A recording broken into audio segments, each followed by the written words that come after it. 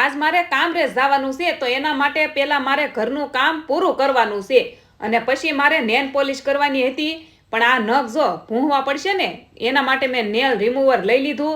આનાથી બધું સાફ થઈ જાય.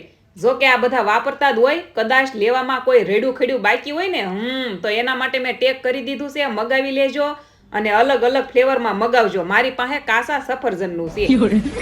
હાલો હવે મારે મોડું થાય છે. અજયભાઈ જો મને લેવા આવ્યા છે. મારે રિક્ષામાં જવાનું હતું, પણ મને કહે કે હું નવરો છું, હાલ તને મૂકી જાઉં, તારે રિક્ષામાં જાવું નહીં. અંધારું થાય ને એ પહેલા હું કામરેજમાં પહોંચી ગઈ. અહીંયા પહોંચી તો ભાભી કહે કે સારું કર્યું તું વહેલા આવી, મારે ડબ્બો દળાવવાનો છે. ભાભીને મહિના છે, એને તો કાંઈ ડબ્બો લેવાય નહીં, એટલે પછી મેં જ ઠુમક ઠુમક. ભાભી કહે કે દવણું લઈ લીધું ને, હાલ તને પાણીપુરી ખવડાવું. વાવ, મજા આવશે. પાણીપુરી ખાઈને સોડા પી લીધી. પછી થોડીક વસ્તુ લેવાની હતી. 7:30 થઈ ગયા અને ડબ્બો દળાઈ ગયો. હસ્તી ને ભાઈ ને ચોટીલા જાય ને તો એટલે મારે એક દિવસ અહીંયા રોકાવાનું છે. ભાભીને હથવારો થાય ને.